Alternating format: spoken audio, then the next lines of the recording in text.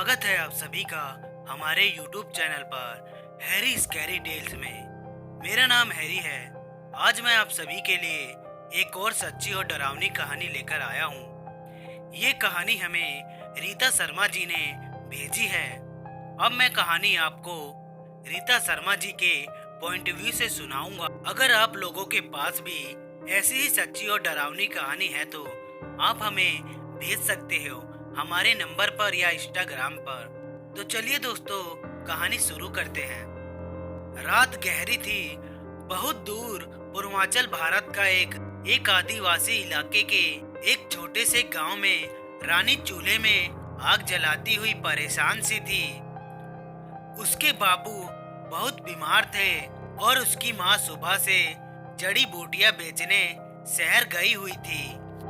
रानी का घर लकड़ियों से बना हुआ था, चारों तरफ जंगल से घिरा हुआ। उसके गांव में बस 20-22 ही घर थे जो एक दूसरे से काफी दूर थे। उसकी माँ गांव के कुछ लोगों के साथ नजदीक के शहर में लगने वाले बाजार में गई हुई थी। जब से उसके बापू ने खाट पकड़ी है, उसकी माँ ही मेहनत से घर चला रही थी। कुल 3 जानों का पेट तो जैसे तैसे भर जाता, पर उसके बापू का इलाज नहीं हो पा रहा था। बस देसी दवाई और ओझा के झाड़ फूक से काम चलाया जा रहा था। रानी घर का काम निपटाने के बाद शाम तक जंगल में जड़ी बूटियां खोजती रहती। जब वो वापस आई तो ठंड बढ़ गई थी। उसने बापू के पास अंगीठी जलाकर रख दी। आज कितने दिनों बाद उसके बापू शांत हैं, आराम से सो रहे हैं। यह सोचते हुए रानी खाना पकाने की तैयारी करने लगी। अंधेरा घिर आया था और तेज बारिश भी शुरू हो गई थी, पर रानी की माँ का कुछ पता नहीं था। रानी की परेशानी बढ़ने लगी थी। आज दोपहर से ही रानी के बापू शांत पड़े हुए हैं, ना एक बार भी खांसे, ना दर्द से तड़पे। उसने कई बार आवाज दी, लेकिन बापू बोले नहीं। किसी को कैसे बुलाकर लाऊं? बारिश बहुत तेज थी और पड़ोस भी आधे किलोमीटर दूर था। खाना कब का बन चुका था। वह 14 साल की बालिका चुपचाप चूल्हे के आगे बैठी कोई किसी अनिष्ट की आशंका से कांप रही थी। तभी दरवाजे पर दस्तक हुई। रानी लगभग भागती हुई दरवाजे के पास पहुंची। उसे लगा माँ आ गई। वह अपने इलाके की रीति भूल गई। जब तक रात में कोई 3 बार दस्तक ना दे या 3 बार तुम्हारा नाम ना पुकारे, तब तक ना दरवाजा खोलना और ना आवाज का उत्तर देना। उसने पहले दस्तक पर ही दरवाजा खोल दिया। सामने सफेद कपड़े में गले में क्रॉस टांगे एक आदमी खड़ा था। चेहरा बड़ी सी गोल टोपी के अंदर साफ दिख रहा था। रानी ने पूछा, आप कौन हैं? वो खरखराती हुई आवाज में बोला, फादर गोस्ट। गांव में सुना है कि यहाँ एक आदमी बहुत बीमार है, मैं उसे देखने आया हूँ। रानी ने दरवाजा पूरा खोलते हुए उसे अंदर आने का रास्ता दिया। वो आदमी अजीब सी चाल से चलता हुआ अंदर आ गया। रानी ने खाट की तरफ इशारा करते हुए कहा, मेरे बापू बहुत बीमार हैं। वह रानी के बापू के सिराने पर पड़े कुर्सी पर बैठ गया। फिर रानी की ओर देखते हुए बोला, तुम्हारे बापू का आखिरी टाइम आ गया है। मैं इनके पास रुककर परम पिता का नाम लेता हूँ। रानी को कुछ समझ में नहीं आ रहा था। उसने गर्दन हिलाई और फिर से चूल्हे के पास जाकर बैठी। वह सोचने लगी कि फादर को किसने भेजा होगा। बाहर कितनी बारिश है, पर फादर के कपड़े गीले नहीं हैं, पैर में कीचड़ भी नहीं लगा। तभी उसे कुछ चटकने की आवाज सुनाई दी। वो सतर्क हो इधर उधर देखने लगी। चटकने की आवाज फिर से आई, चटक, और फिर जैसे कोई जानवर हाँफ रहा हो और जैसे कोई जानवर शिकार खा रहा हो। रानी सहमी सी उठ खड़ी हुई। वो कान लगाकर सुनने लगी।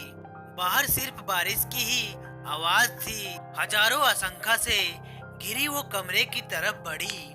वहाँ वो फादर उसके बापू के ऊपर झुका हुआ था और लगातार चबाने की आवाज उसके पास से ही आ रही थी। रानी कांपती हुई बोली, हे तुम क्या कर रहे हो?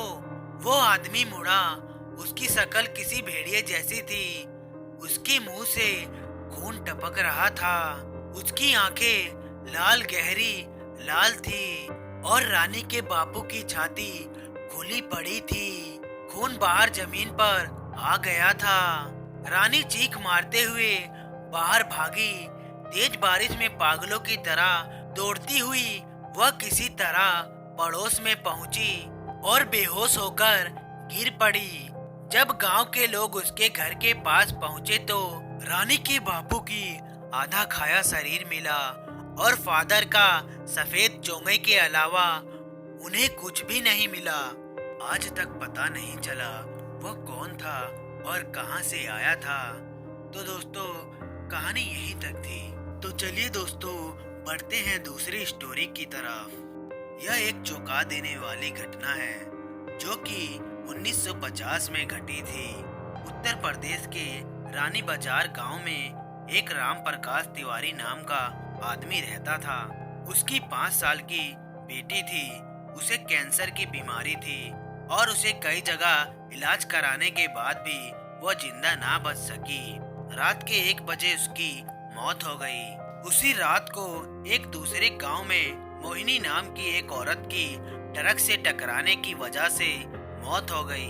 मृत्यु के परिवार वालों ने उस औरत का दाह संस्कार कर दिया। दूसरी तरफ जब रानी बाजार में उस मृत्यु लड़की को दफन करने के लिए जंगल में ले जा रहे थे, अचानक रास्ते में उसके शरीर में हलचल हुई और वो उठ खड़ी हो गई। लोग यह देखकर डर गए, लेकिन बाद में उस लड़की को जिंदा देखकर उसके परिवार वाले लोग बहुत खुश हो गए। लेकिन लोगों को यह पता नहीं था कि उस लड़की के शरीर को किसी और की आत्मा ने जकड़ लिया है। उस 5 साल की लड़की के अंदर मोहिनी की आत्मा घुस चुकी थी। वो अलग जगह पर आकर बहुत दुखी और परेशान हो गई थी। उसका खाना खाने में भी मन नहीं लगता था, लेकिन उसकी माँ उसे अपने हाथों से खाना खिला देती थी। एक दिन वो लड़की अपनी माँ के साथ उसकी मम्मी के घर जा रही थी और रास्ते में अचानक वो जगह आ गई जहाँ मोहिनी की ट्रक से मौत हो गई थी। उस बच्चे ने अपनी माँ को इशारा कर बताया कि यह रास्ता उसके गांव की तरफ जाता है। उसकी माँ ने उसकी बातों को अनसुना कर दिया और अपनी मम्मी जी के घर पहुंच गई। उसकी मम्मी जी के घर के पास मोहिनी के गांव की एक औरत सिमरन किसी काम से आई हुई थी। मोहिनी की आत्मा ने उसको पहचान कर उसको आवाज देने लगी। सिमरन को लड़की के मुंह से अपना नाम सुनकर आश्चर्य हुआ। सिमरन के पूछने पर उस लड़की ने उसको अपनी पूरी घटना बता दी और बोली कि मेरी मौत से पहले ही मेरे घर वालों ने मुझे जला दिया और इस बच्ची का खाली शरीर को देखकर इसमें रहने लगी। जब सिमरन ने यह बात सुनी तो उसने अपने गांव जाकर सारे गांव वाले लोगों को यह बात बता दी और उसका पूरा परिवार मोहिनी से मिलने आ गया। उस लड़की ने सबको पहचान लिया और वो अपने पूरे परिवार के साथ अपने गांव चली गई और उसने वापस रानी बाजार आने के लिए मना कर दिया, लेकिन लोगों के समझाने पर वो मान गई। इस तरह वो दोनों परिवार के साथ रहने लगी। इस कहानी से पता चलता है कि कभी किसी की अधूरी इच्छा पूरी ना हुई तो उसकी आत्मा किसी और के शरीर में जा सकती है।